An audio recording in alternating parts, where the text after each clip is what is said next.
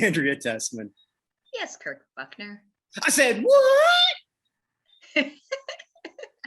Come on. Ooh, you. I said, all right. Oh, that's so creepy. Oh, I thought you said, love me. Undercover Angel, 1 week hit in 1977. I remember this song vaguely, but it never got much play after. So I gave this song zero thought whenever it came time to pick something because I didn't remember it. I never dissected it before. I wish I didn't. You're welcome. Oh, Jesus Christ. It is nothing like the way I remembered it too. I remember it being faster and a little peppier than this was. I mean, it's pretty peppy for a song about some psychotic, delusional sex angel. Well, all right, so Alan O'Day, let's look at this guy. Well,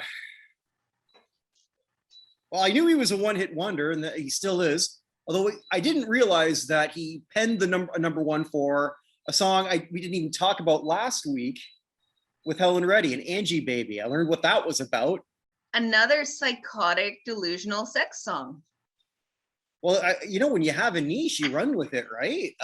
Yeah, until you start writing for the Muppet Babies. Again, the Muppets. What the fuck?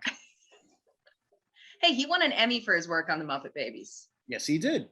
And he got to work in music all his life, his passion. So good on him. He wrote for Cher. He wrote for the Righteous Brothers. He wrote for like a bunch. Rock and Roll Heaven. That song I do like, actually. Yeah, I don't hate all of his stuff. Just he definitely has a weird, like, psychotic sex niche. I guess the first interesting thing, so he would have been 37 at the time of this. I'm sure he did, but I couldn't find anything period-wise of him performing it. Could you? Nope. Okay, so, granted it was the 70s, there weren't as many shows on, but I mean, I've always been able to find virtually something, except for Sheriff, but they weren't even together, so of course they weren't performing it. Even then, apparently he played it on American Bandstand. Okay, I didn't find that. I didn't find the clip. I just saw that it was written, and there was some other. You would think with the number of variety shows out in the mid to late 70s that he would have been on more than just. Yeah. Well, he might have just been happy to be a behind the scenes guy, and he did this a couple albums. A great name, by the way, for the album Appetizers. What about the other one? Oh crap! What was the name of the other? Oh, I don't know. I didn't look at. I have to look at this. I'm afraid to find out. How to justify a wet dream in 12 easy tracks.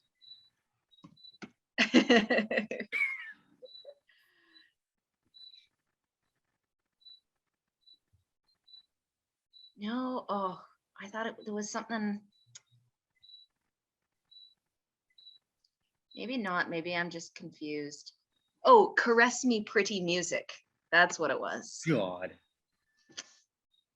Yeah. Okay. Alan O'Day also, when you look at the guy, he kind of, well, again, I look so cool, but it's a nerdy looking motherfucker. Not surprising that he's writing songs about lying in bed lonely and horny.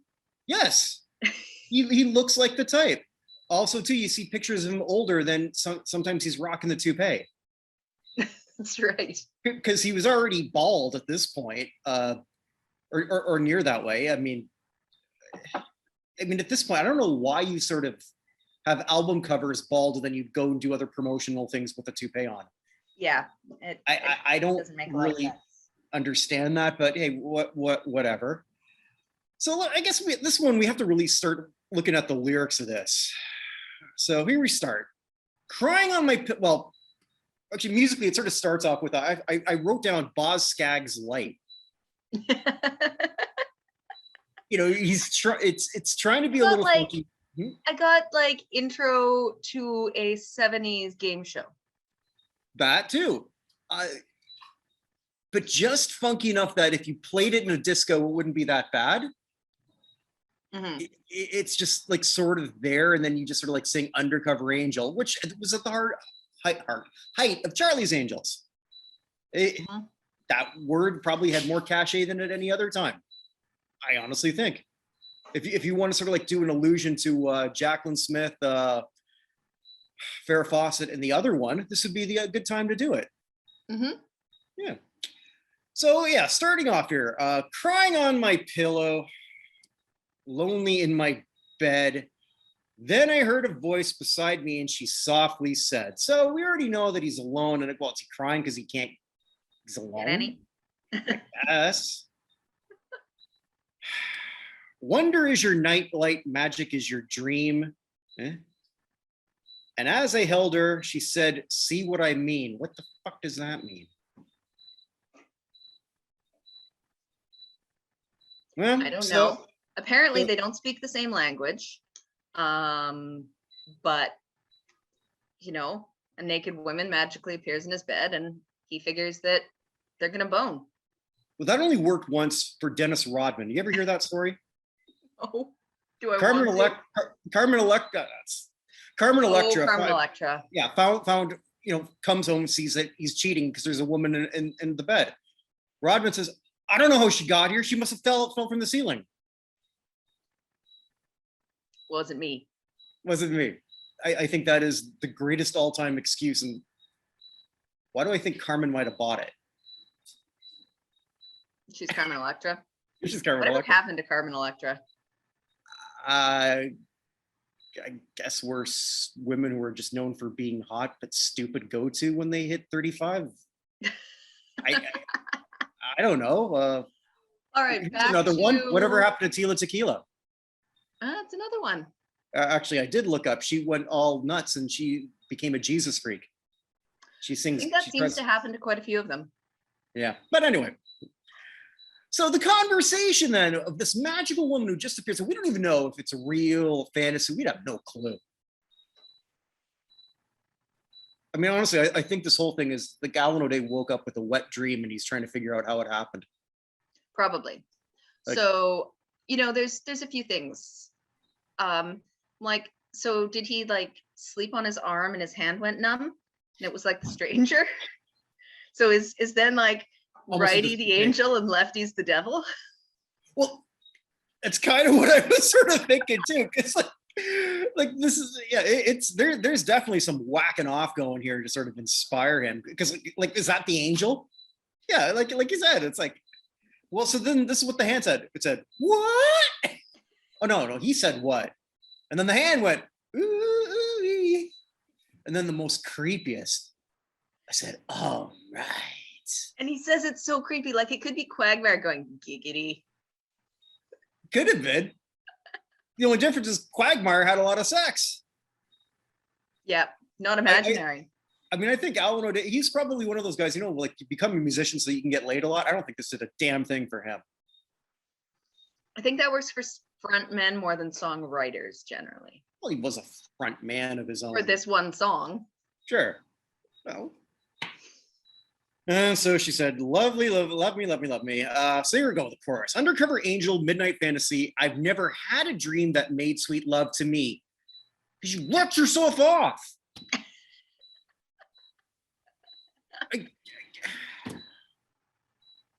Oh God. Undercover angel, answer to my prayer. You made me know that there's a love for me out there.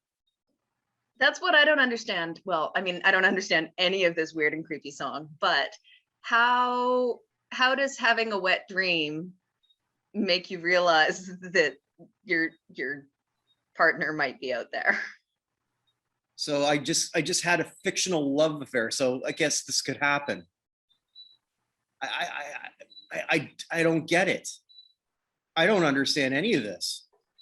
I guess before we go on any further, I will say I looked at some of the comments that people made for the song. Everyone seems to, we're going to get hate shit for this, I know, but if we're ever going to, if people want to, but I looked at this. I think this is all for those defending the song.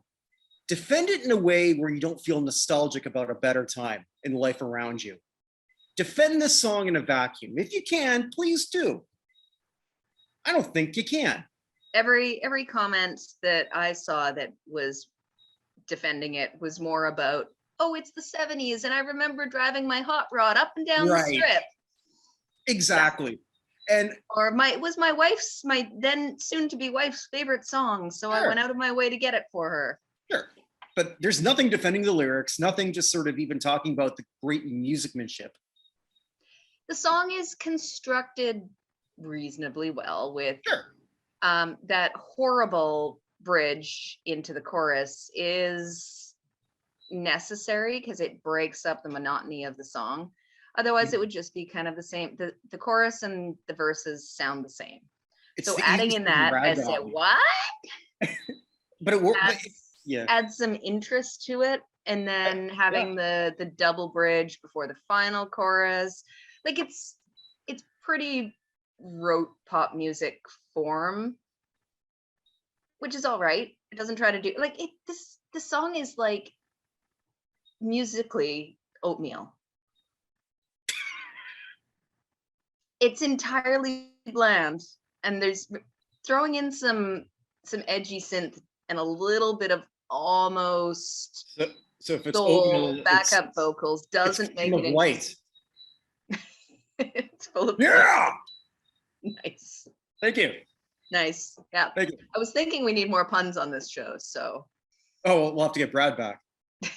He is good with the puns, yes. He's going to definitely be coming back for sure. So I guess oh God. So where do we go on from this? Heavenly Surrender, Sweet Afterglow.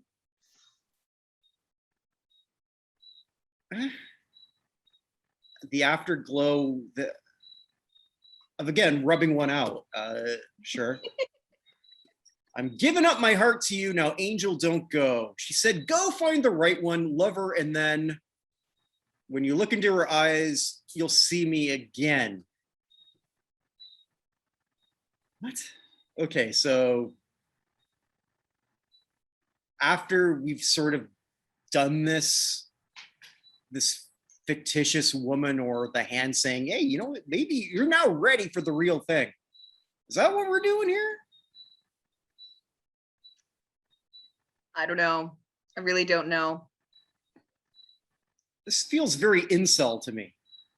It really does. Before incel was a thing, but yes. So then we go to that interesting bridge. At this point, I would say, what? Then the response wouldn't make sense. Ooh, all right, love me, love me, love me. All right, blah, blah, blah. Now this is where it gets even dumber. Now you know my story, and girl, if it's right, I'm gonna take you in my arms and love you tonight. So I guess what, a real person, or is it the other hand? I think he's recounted all of this to like a chick in a bar and is using it as his pickup line. There's no way this worked. Well, if you listen to the rest of the lyrics, which I'm sure you're going to recite, it does. But if there's any dudes out there that want to try this, don't. It won't work. Yeah. Underneath the covers, I'm looking for my angel in your sweet loving eyes. And apparently it did work, because here's the flip bridge. She said, what? And I said, ooh. She said, all right. All right. It just didn't work. There's no way this worked unless he's like painting his hand like with a little wig on top or something like that. There's no way. All right. I got nothing more here. I don't. I wish I never thought about this song. I will, if I ever hear it again. I don't think I've heard it in 25 years. So I gotta say though, based on the name of this song, it really should be about an angel that's like working the hard streets of Chicago and reporting to a like rough whiskey drinking boss. Played by Edward James Olmos. or maybe an angel that's undercover working with the bad demon gangs in Las Vegas. Something like that. Yeah. And then there was a shitty series of 80s movies called, it was like she was avenging angel or something like that. And she plays a schoolgirl during the day, but at night she's a hooker. trying to avenge the shit. I don't fucking know. I think I know which one that. I think I know that one. Yeah. But then there's also just the current series, Lucifer. I was getting like the Okay. buddy cop Lucifer vibes if he was an angel instead of the devil. I haven't watched that, but people said I should. It's pretty good. Okay. I mean, it's cheesy buddy cop, but with the devil as the buddy. But Oh, it's a cop thing? Okay, I didn't know that. I don't know. But yeah, like you said, he went on to win an Emmy for Muppet Babies. Good on him. I mean, he kept working. You know, not he worked everyone. right up to his death in 2013. Like he was. That was the only performance I could find of him doing that song was as an older man. Mm-hmm. And it's even creepier there. All right. Yeah. I just get Matthew McConaughey vibes from that line, especially the gravelly way he says it, like that. All right. Because yeah, that's the only because there's nothing gravelly about him, but he's trying. No, he's trying. Yeah. Oh my god. Yeah. You're so welcome. This is. Yeah. Thanks. I was trying to think, like, why do you think that? Because one of our early songs we talked about, the whole AM 70s gold stuff, Brandy or Fine Girl is just so awesome, and this isn't. Because that's actually a good song. That's like It's more than that, right? It's got a ballad structure. It's musically extremely well written. And it's just classic. It's not about masturbation. It's got a storyline that you follow through. It's got it's better beautifully voice. written. Yeah. It's not even the same caliber. I think a lot of people would put this in the same compilation. Yeah, they probably would. But they're not equals. No, they're definitely not. Are we wrapping a bow on this one already? I don't have much else to say about like a 70s song about masturbation and imaginary girlfriends. Imaginary girlfriends. Yeah, no, I don't much either. I will say that I'm going to incorporate you on a bet that I made with Evan. Okay. All right. You don't have to. But is it sports related? Because if it is, I'm not joining. It's sports related. You don't even know what it is yet. Okay, what's the bet? Okay. I've made a bet. We usually bet beer, but this one I thought not really humiliation, but just more respect of our two countries.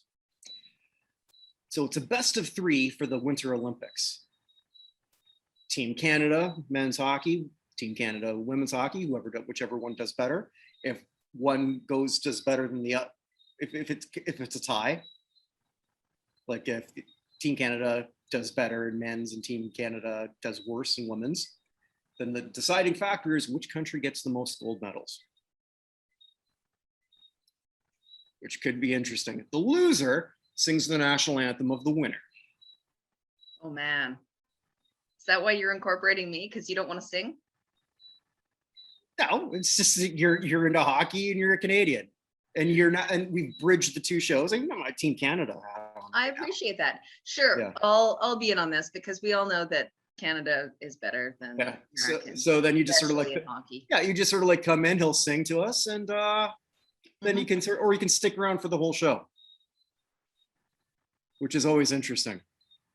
I think it is. Yep. So I enjoyed having him on the other week. So yes, definitely. So next week, here's what. Yeah, so you can enter his world. All right, awesome. So next week, we've got one of the biggest sacks of shit ever to hit number 1. And for those watching, I think you'll be able to guess right away. Oh God, no. Why would you do this to me? It has to happen. We're doing the Macarena. That is the world's worst earworm. It's not, but it's up there. It's already in my head and I can't get it out. We can talk about, yes, Hispanic music, if this is really Hispanic, which I guess it is. An embarrassment to everyone. And the real question is, Macarena? How the Macarena.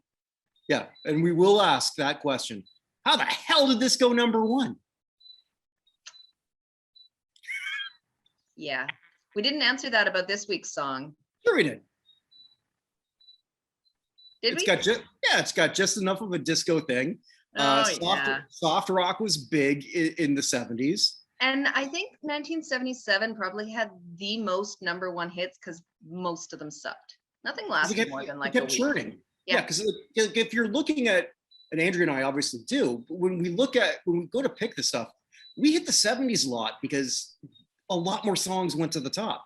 When songs, and a lot of them were crap. Yeah, and a lot of songs in the 90s and on stayed #1 for weeks and weeks and weeks, sometimes months, often all the time. And there's only so much we can really say about the same rapper over and over again. Yep. So, Macarena. Macarena. Hey, Macarena. It was bound to happen. It was. Yes. Mm-hmm. Oh, I hate you, Kirk. Yes. Maybe we need a Macarena defender. I don't know if I'll be able to find one. I don't think you will. The only people that like that song are under the age of 8. Or over the age of 80. Or, yes. You know, at a wedding. All right. Well, with that, just be prepared. I'm probably going to break out bird dance references. All right. I can do the chicken dance. Oh, chicken dance. I know what you're talking about. Dance. Is it the bird dance or the chicken dance?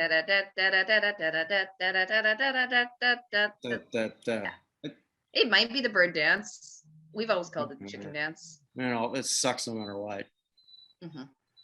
With that, buy my book, Chavo Guerrero, Instant Classic, the autobiography of my late friend, former pro wrestler Chavo Guerrero Sr., available on Amazon.com. A little shameless plug there, I thought I'd do. Always worthwhile. How about your other shows? Absolutely. And listen to the weekly show, the Hall of Fame show with Evan Nolan and myself. I don't have some of the other ones coming out because my partner for the sports review, he's in Antarctica. So it's going to be a while before we figure out his schedule for all of that. And my other partner, Chris, has gotten a new job at Ohio State. So he's a little bit busy, but we're going to have more shows coming out because that's what I do. Stay safe, everybody. Bye.